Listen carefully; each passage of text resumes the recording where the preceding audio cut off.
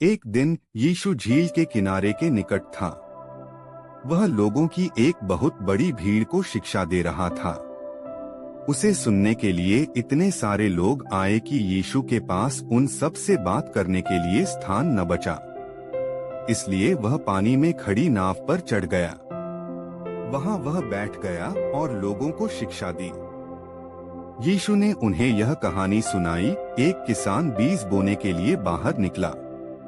जब वह हाथों से बीजों को बिखेर रहा था तो कुछ बीज मार्ग पर गिरे, परंतु पक्षियों ने आकर उन सब बीजों को खा लिया। दूसरे बीज पथरीली भूमि पर गिरे जहां बहुत कम मिट्टी थी। पथरीली भूमि पर गिरे बीज बहुत जल्दी अंकुरित हुए, परंतु उनकी जड़ें भूमि में गहराई में जाने में सक्षम नहीं थीं। जब सूर्य निकला और गर्मी हुई तो वे पौधे मुरझा गए और मर गए। तभी दूसरे बीज झाड़ियों के बीच में गिरे। उन बीजों ने बढ़ना आरंभ किया, परंतु कांटों ने उनको दबा दिया। इसलिए कांटेदार भूमि पर गिरे बीजों में से निकले पौधों में से कोई भी अनाज उत्पन्न नहीं कर पाया। दूसरे बीज अच्छी भूमि पर गिरे। वे बीज बढ़े और जितने बीज बोए गए थे उनसे 30, 60 और यहाँ तक कि 100 गुना अनाज उत्पन्न किया। जो कोई भी परमेश्वर के पीछे चलना चाहता है वह उस बात पर ध्यान दे जो मैं कह रहा हूँ। इस कहानी ने चेलों को उलझन में डाल दिया। इसलिए यीशु ने व्याख्या की, वह बीज परमेश्वर का वचन है। वह मार्ग एक ऐसा व्यक्ति है जो परमेश्वर के वचन को सुनता है परंतु उसे समझता नहीं है।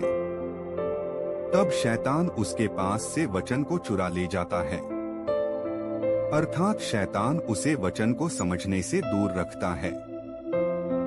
वह पथरीली भूमि ऐसा व्यक्ति है जो परमेश्वर के वचन को सुनता है और आनंद के साथ उसे स्वीकार कर लेता है।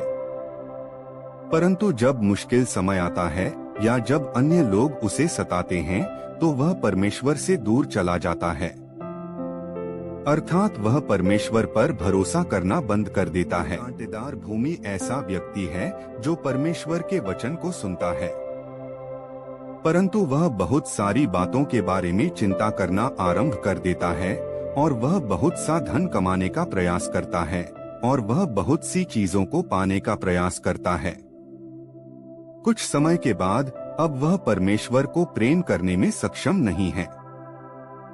इसलिए जो उसने परमेश्वर के वचन से सीखा था वह उसे परमेश्वर को प्रसन्न करने में सक्षम नहीं करता है। वह गेहूं की डंठलों के समान है जो कोई अनाज उत्पन्न नहीं करती है। परंतु अच्छी भूमि वह व्यक्ति है जो परमेश्वर के वचन को सुनता है, उस पर विश्वास करता है और फल उत्पन्न करता है।